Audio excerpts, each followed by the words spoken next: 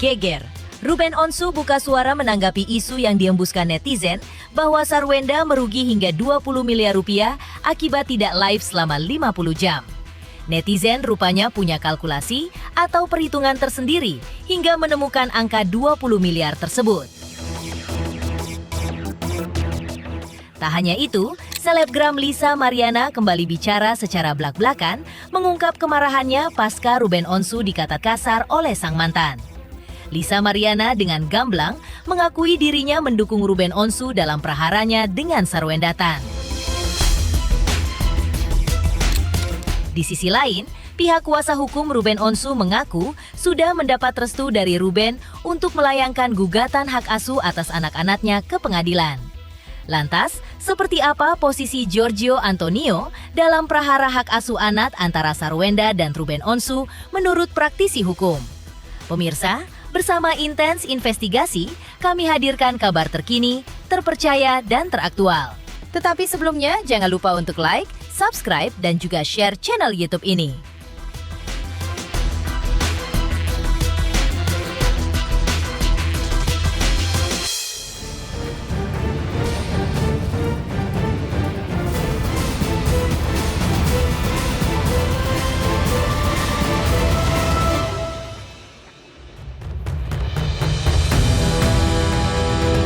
Kian memanas prahara antara Ruben Onsu versus Sarwenda Tan. Teranyar publik dikejutkan oleh aksi Ruben Onsu yang diduga melakukan sindiran kepada kekasih Sarwenda Tan yaitu Giorgio Antonio terkait video endorse yang syutingnya diduga dilakukan di rumah yang ditempati Sarwenda dan anak-anaknya.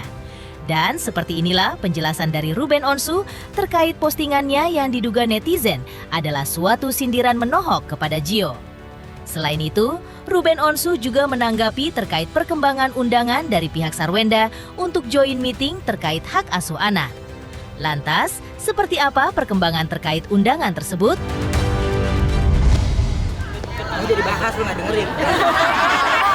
Kalau itu udah pasti ada kita udah atur sama Bang Minola semua. Dan di pihak sana pengen mengajukan damai itu seperti apa? Pokoknya nanti diserahkan ke Bang Minola, jadi biar satu suara kalau tentang itu. Ya semuanya pasti gitu kan. Yang sebenarnya yang kemarin yang diminta itu kan hanya 3-4 ya, sesuai dengan kesepakatan pengadilan sebenarnya. Dan itu yang saya masih belum dapatkan. Nah nggak tahu tuh, kayaknya bukan tanya ke saya ya, gitu.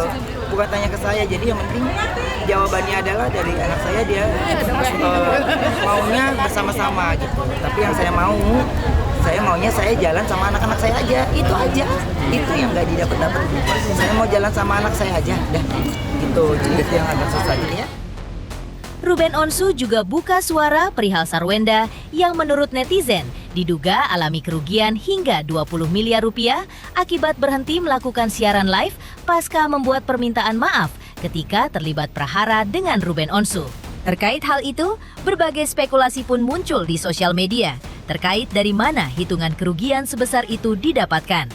Dalam hal ini, netizen juga memberikan perhitungan berdasarkan pernyataan dari Sarwenda sendiri pada saat live belum lama ini yang menyebutkan bahwa ia bisa menghasilkan 200 juta rupiah dalam setengah jam. Dalam kalkulasi netizen, jika Sarwenda tidak live dalam waktu 50 jam, maka 50 dikali 200 juta dikali 2 sama dengan 20 miliar.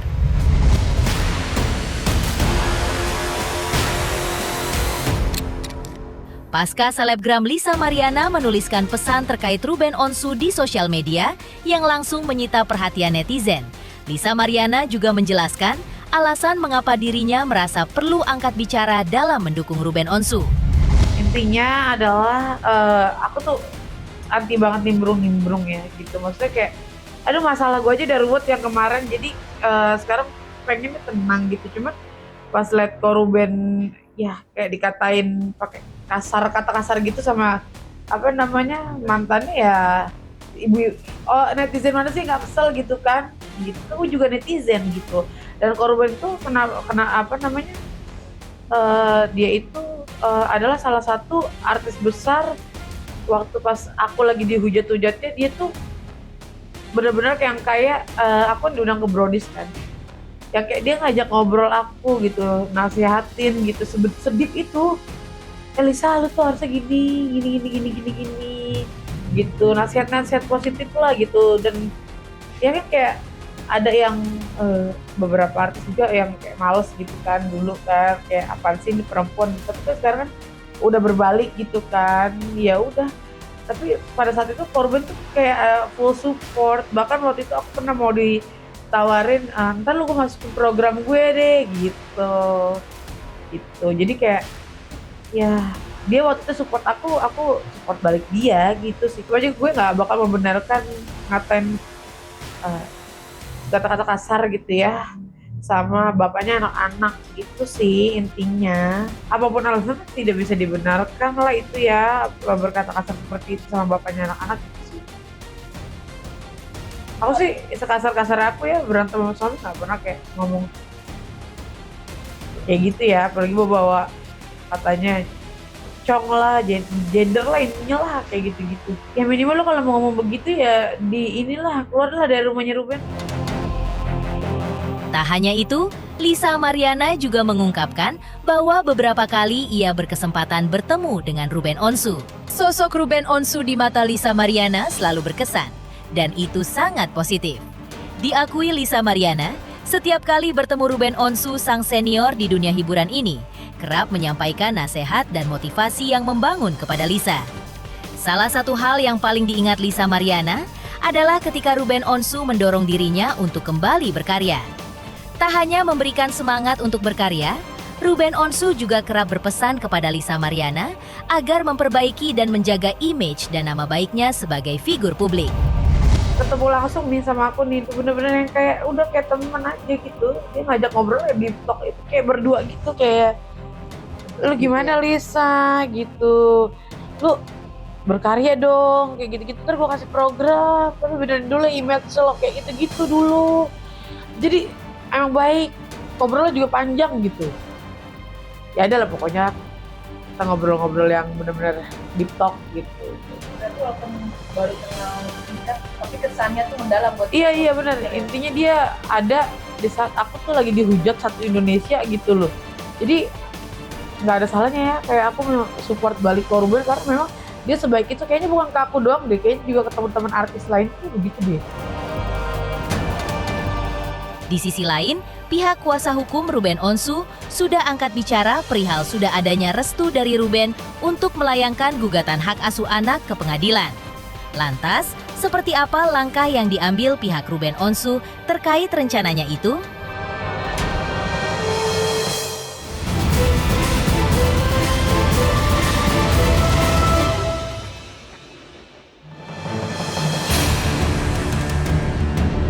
Prahara panas antara Ruben Onsu dengan sang mantan Sarwenda Tan tampaknya akan memasuki babak baru.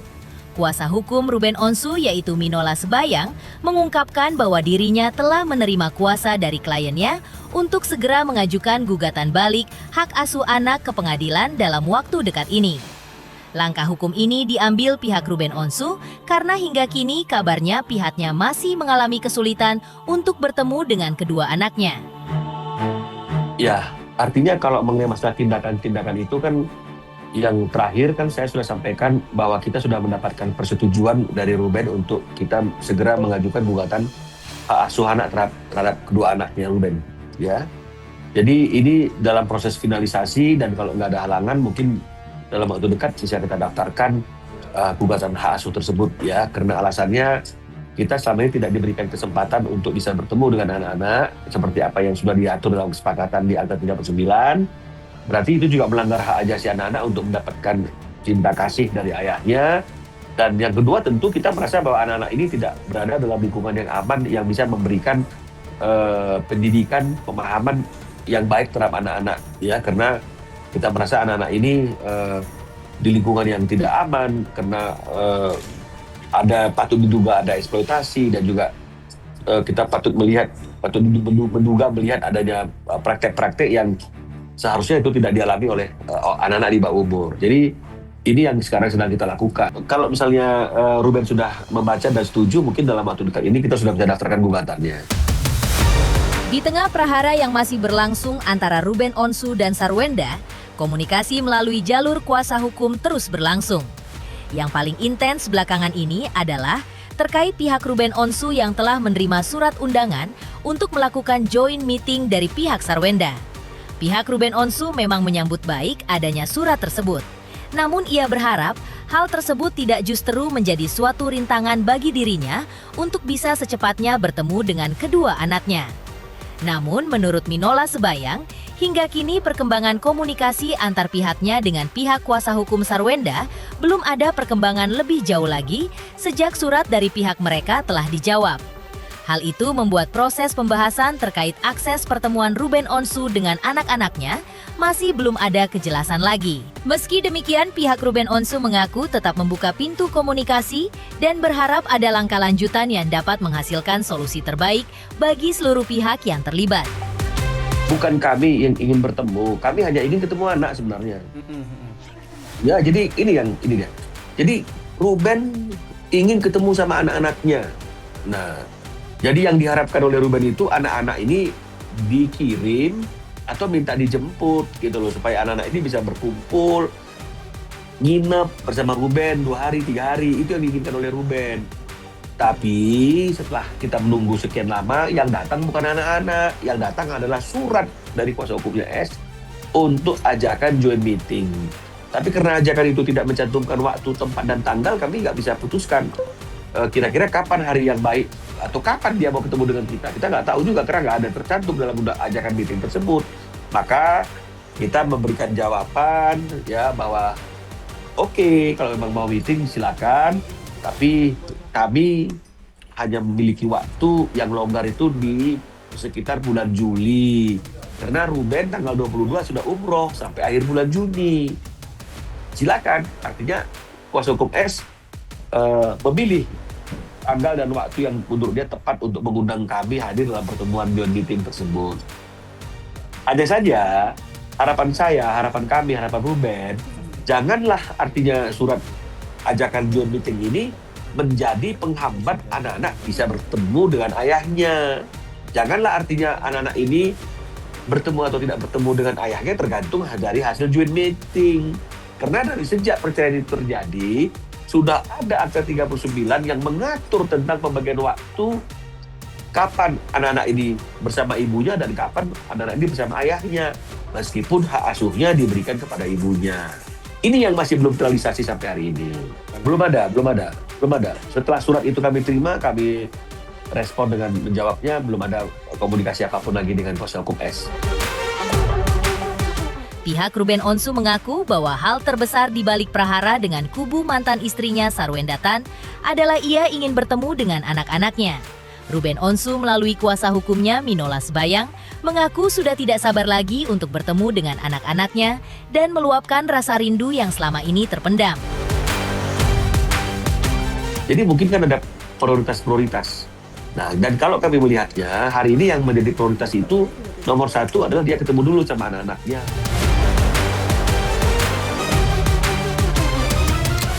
Di sisi lain, praktisi hukum Sadrak Seskoadi angkat bicara perihal kekasih Sarwenda Tan tidak diperbolehkan untuk ikut-ikutan bicara perihal anak dengan Sarwenda. Lantas, seperti apa anjuran Sadrak untuk Giorgio Antonio alias Gio?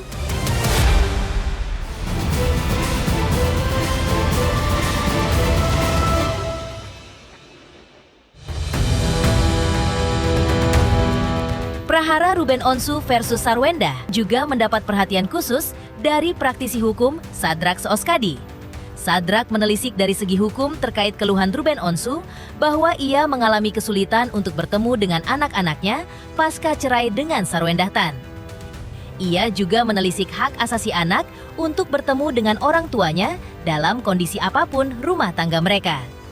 Jika kondisi tersebut tidak terpenuhi, maka Sadrak mengusulkan agar dilayangkan gugatan dari pihak Ruben untuk mendapatkan hak asuh atas anak-anaknya. Sadrak juga menghimbau kepada kekasih Sarwenda, yaitu Giorgio Antonio, untuk tidak ikut campur atau terlibat dalam prahara hak asuh anak antara Sarwenda Tan versus Ruben Onsu. Alasannya, selain ia masih berstatus sebagai kekasih atau belum menjadi suami Sarwenda, anak-anak yang dipersoalkan Ruben Onsu kini adalah buah cintanya dengan Sarwenda Tan. Ini saya akan menjelaskan dan menyampaikan dulu dari beberapa sudut pandang. Pertama yang perlu kita ketahui, anak yang timbul dari pernikahan yang sah itu memang memiliki ikatan secara biologis dan juga ikatan secara emosional dengan kedua orang tuanya. Namun dalam hal terjadinya perpisahan di dalam rumah tangga itu, maka hubungan antara ibu dengan anak maupun ayah dengan anak itu tidak bisa semerta-merta langsung dihilangkan. Walaupun memang di dalam putusan pengadilan telah menyebutkan dan menjelaskan hak asuh anak itu akan jatuh ke ibu apabila memang anak-anak tersebut masih di bawah usia dewasa menurut hukum perdata kita. Jadi perspektif saya menyikapi dengan isu ataupun persoalan yang saat ini sedang terjadi antara Ruben Onsu bersama dengan mantan istrinya Sarwenda. Saya sangat menyayangkan sekali apabila Sarwenda dalam hal ini melakukan upaya untuk memisahkan dan membatasi komunikasi antara Ruben Onsu selaku ayah dengan anak-anaknya, dan juga membatasi pertemuan antara Ruben Onsu dengan anak-anaknya, karena hal-hal tersebut dapat menimbulkan ataupun mengakibatkan akibat hukum.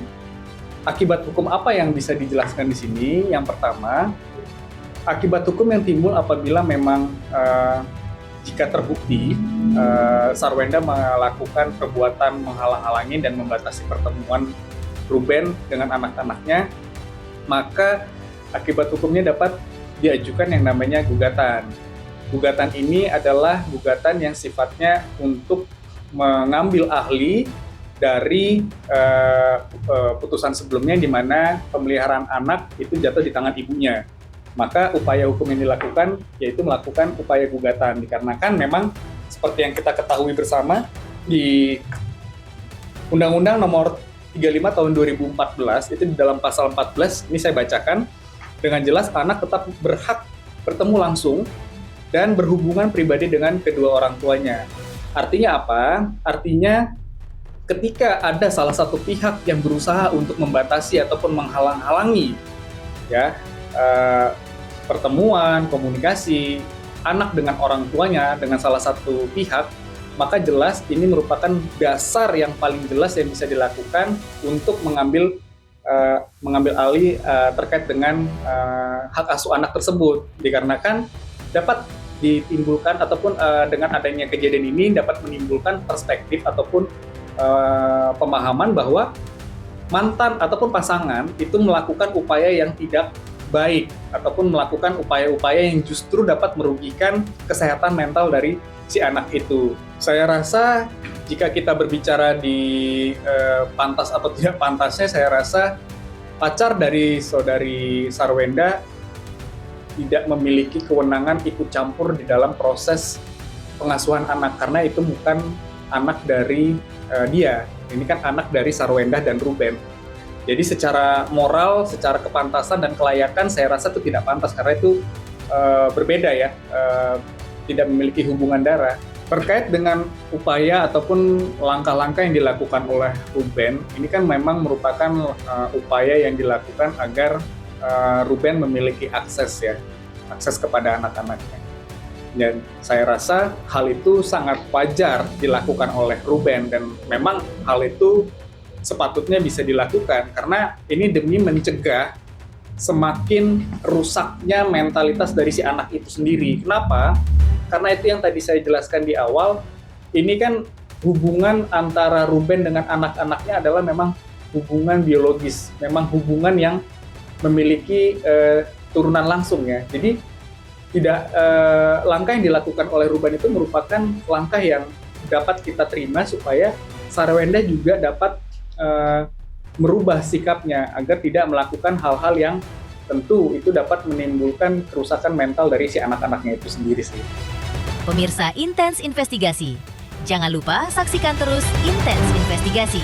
Dan pastikan jangan lupa untuk like, subscribe, share, dan juga komen. Tim redaksi Intens Investigasi juga mengucapkan banyak terima kasih kepada semua subscribers. Hingga channel Intens Investigasi kini menuju 4 juta subscribers.